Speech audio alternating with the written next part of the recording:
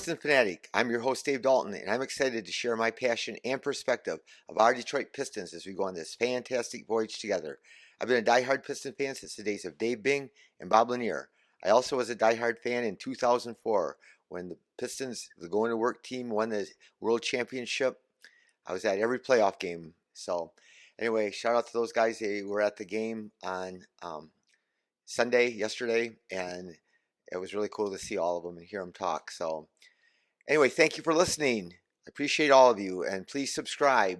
Special shout out to Cade, one of my listeners who made the new intro for my podcast, and I'm the least tech savvy person in the world, and so I really want to thank him. He did a great job, and you'll get to see it today, or you've already seen it. So, anyway, Cade Cunningham is beating himself up, understandably so. He took the shot with, the ball came off the basket. They rebounded it with about 6 seconds left.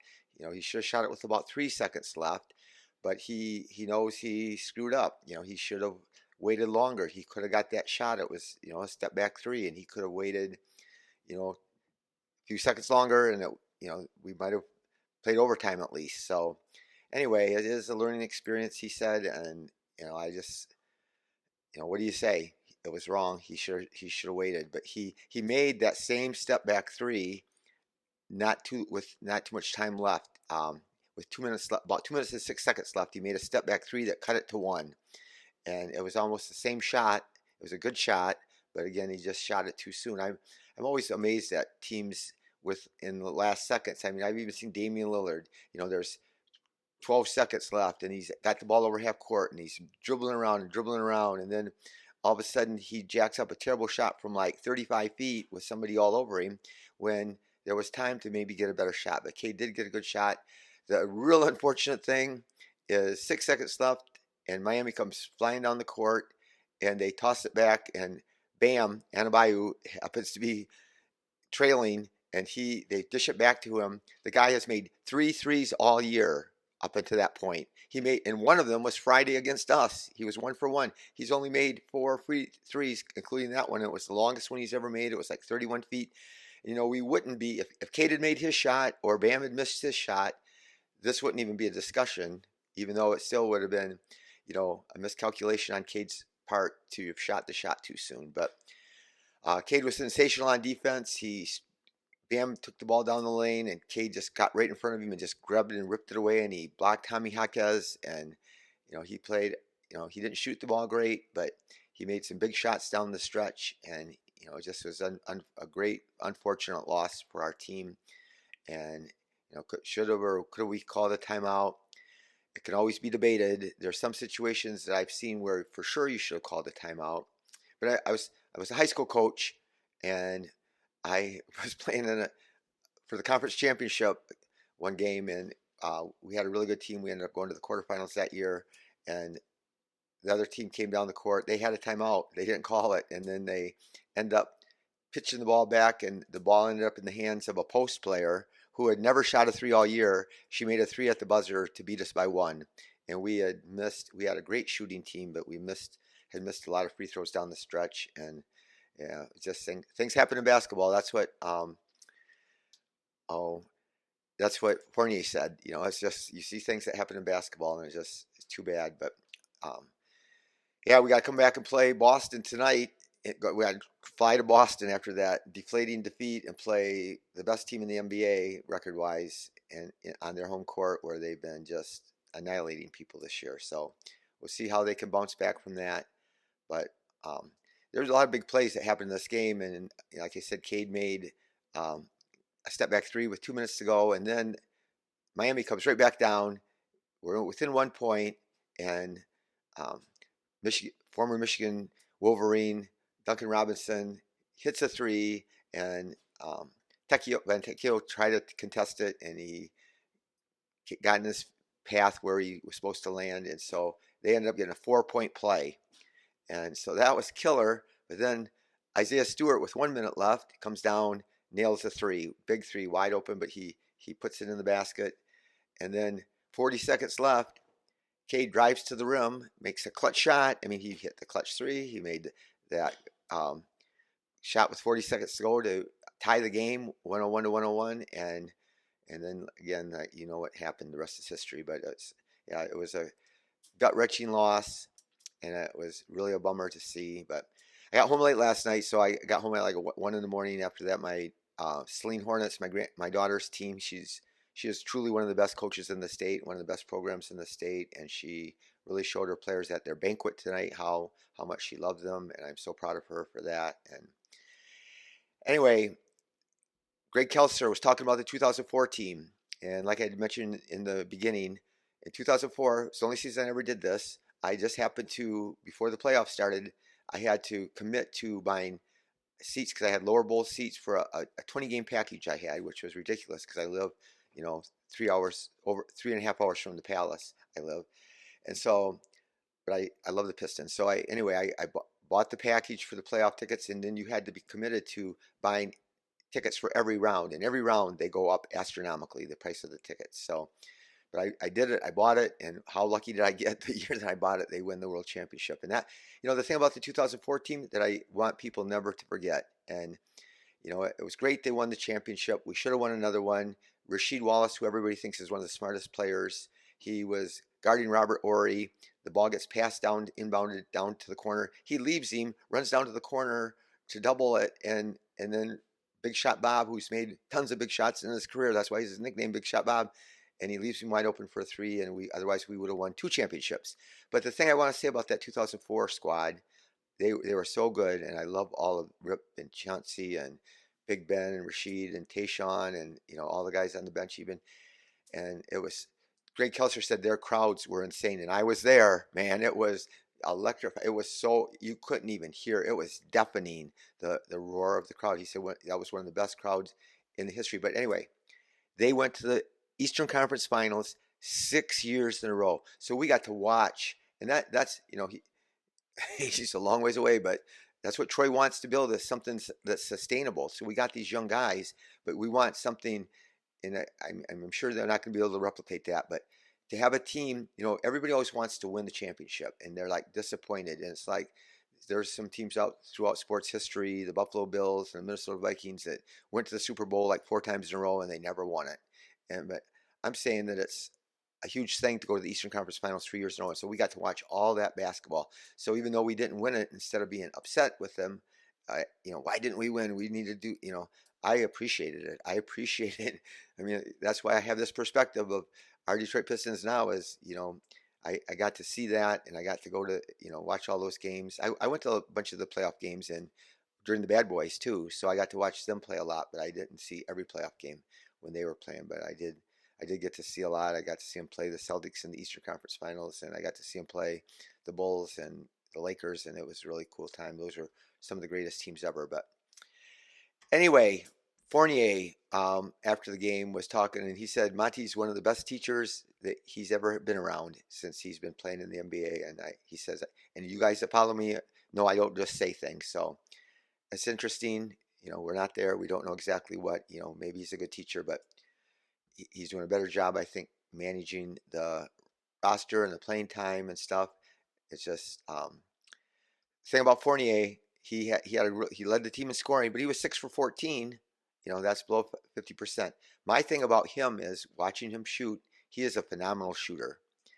When he shoots on balance, he makes an incredible percentage. I'd swear, at least with his time with the Pistons, he's made, when he shoots on balance, he makes 50% of his threes, I bet. When he shoots off balance, he shoots under 20%. So I just, you wish that he wouldn't take those. And, there were certain guys in the NBA I always, Allen Iverson and Kobe Bryant and some guys like that, they were so good, but they were so much more talented than Fournier. But they would take terrible shots often. I always used to say Iverson, every time he touched the ball, it was like there was 4 seconds left on the shot clock, and he had to just hurry up and jack something up. And anyway, Fontecchio, he didn't have the greatest game, and he's been playing consistently well. He played 35 minutes. He was 5 for 12, 2 for 7 on threes, but he had 8 rebounds, which is great. 2 assists, 2 blocks. So he had 13 points. Stu hit that big shot with a minute to go, big three. Played 36 minutes. He was 5 for 9, 2 for 5 on threes, which is good, and 6 rebounds, 1 assist, 1 block, 0 turnovers. But 12 points. He was by far the worst in plus minus. He was minus 24. So again, there's different factors that go into it. Sometimes it's the player. I guess the big thing about plus minus, I mean, if you look over the course of the season and then you look into how the team does with a certain guy on the court and how they do with the guy off the court, that is more telling. But yeah, had a bad plus minus last night. Duran only played 29 minutes, 4 for 10, and that's not, Duran. I guess was going up against Bam, and Bam I guess did a good job on him, but he usually shoots over 60%. So he was 3 for 4 from the line, 10 rebounds, 1 assist, 1 block, 2 turnovers. It's not good. With there's a lot of talk about that, how many turnovers he makes, and so is he gonna improve? He's taking more chances. He's trying to do more things, and is he gonna cut those down? He should, as much as he handles the ball, he should never turn the ball over 2 times even. So Cade, 32 minutes. He was 8 for 19. He didn't shoot it great. One from the three. He made that 1 3 with 2 minutes, a little over 2 minutes left. That got us within one. But he's 1 for 6 on threes.